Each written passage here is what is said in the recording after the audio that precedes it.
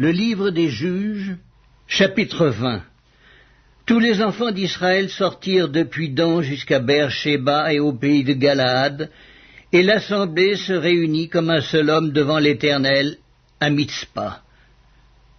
Les chefs de tout le peuple, toutes les tribus d'Israël se présentèrent dans l'assemblée du peuple de Dieu, 400 000 hommes de pied tirant l'épée. Et les fils de Benjamin apprirent que les enfants d'Israël étaient montés à Mitzpa. Les enfants d'Israël dirent, « Parlez, comment ce crime a-t-il été commis ?» Alors le Lévite, le mari de la femme qui avait été tuée, prit la parole et dit, « J'étais arrivé avec ma concubine à Gibéa de Benjamin pour y passer la nuit. Les habitants de Gibéa se sont soulevés contre moi et ont entouré pendant la nuit la maison où j'étais. Ils avaient l'intention de me tuer et ils ont fait violence à ma concubine et elle est morte.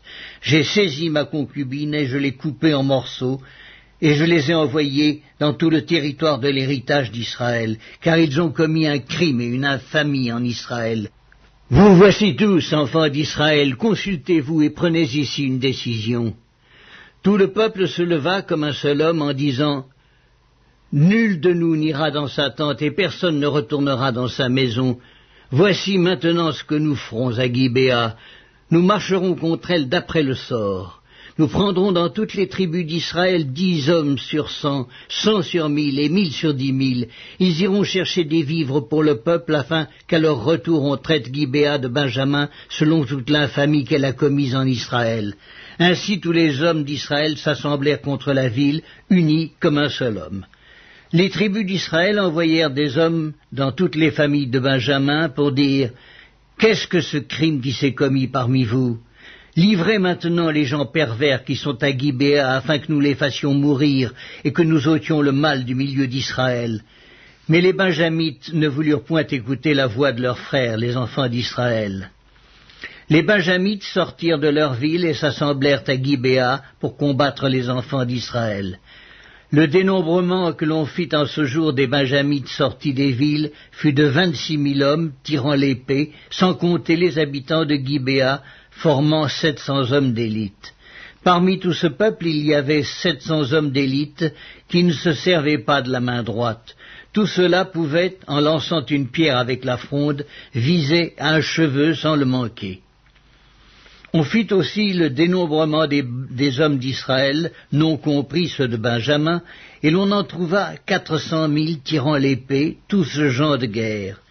Et les enfants d'Israël se levèrent, montèrent à Béthel et consultèrent Dieu en disant, « Qui de nous montera le premier pour combattre les fils de Benjamin ?» L'Éternel répondit, « Juda montera le premier. » Dès le matin, les enfants d'Israël se mirent en marche et ils campèrent près de Gibéa. Et les hommes d'Israël s'avancèrent pour combattre ceux de Benjamin, et ils se rangèrent en bataille contre eux devant Gibéa. Les fils de Benjamin sortirent de Gibéa, et ils étendirent sur le sol ce jour-là 22 000 hommes d'Israël. Le peuple, les hommes d'Israël, reprirent courage, et ils se rangèrent de nouveau en bataille dans le lieu où ils s'étaient placés le premier jour. Et les enfants d'Israël montèrent, et ils pleurèrent devant l'Éternel jusqu'au soir. Ils consultèrent l'Éternel en disant, « Dois-je m'avancer encore pour combattre des fils de Benjamin, mon frère ?» L'Éternel répondit, « Montez contre lui. » Les enfants d'Israël s'avancèrent contre les fils de Benjamin le second jour. Et ce même jour, les Benjamites sortirent de Gibéa à leur rencontre, et ils étendirent encore sur le sol 18 000 hommes des enfants d'Israël, tous tirant l'épée. Tous les enfants d'Israël et tout le peuple montèrent et vinrent à Béthel. Ils pleurèrent et restèrent là devant l'Éternel. Ils jeûnèrent en ce jour jusqu'au soir, et ils offrirent des holocaustes et des sacrifices d'action de grâce devant l'Éternel. Et les enfants d'Israël consultèrent l'Éternel. C'était là que se trouvait alors l'arche de l'alliance de Dieu, et c'était Phiné, fils d'Éléazar, fils d'Aaron, qui se tenait à cette époque en présence de Dieu. Et ils dirent, « Dois-je marcher encore pour combattre les fils de Benjamin, mon frère, ou dois-je m'en abstenir ?» L'Éternel répondit, « Montez, car demain je les livrerai entre vos mains. » Alors Israël plaça une embuscade autour de Gibéa.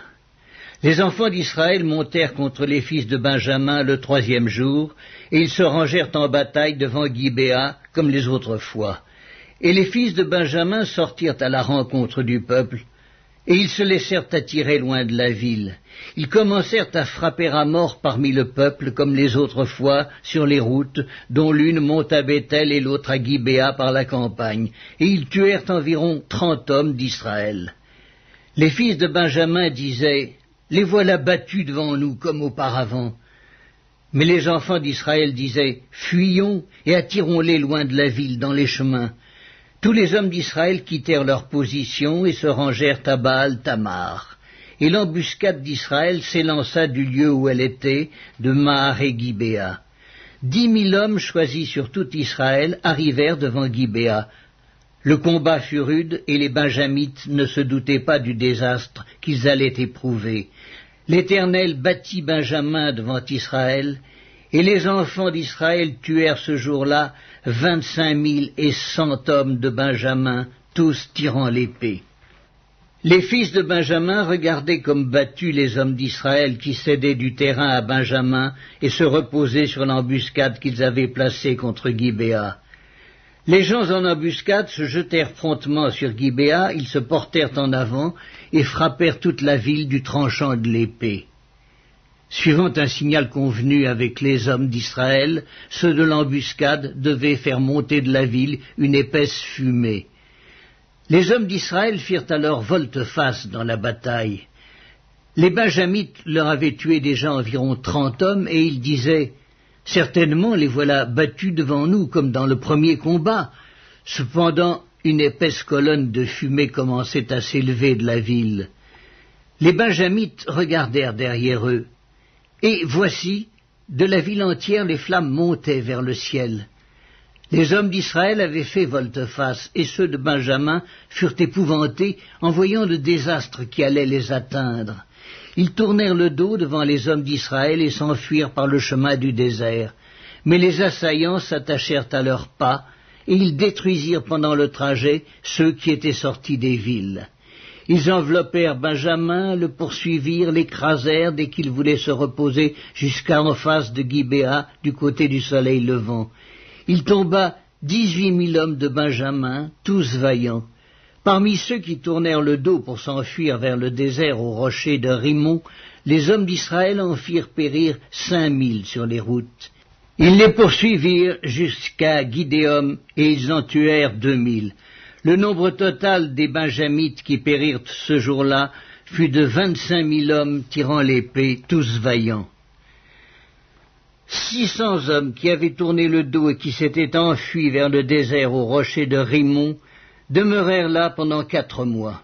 Les hommes d'Israël revinrent vers les fils de Benjamin, ils les frappèrent du tranchant de l'épée, depuis les hommes des villes jusqu'au bétail, et tout ce que l'on trouva. Ils mirent aussi le feu à toutes les villes qui existaient.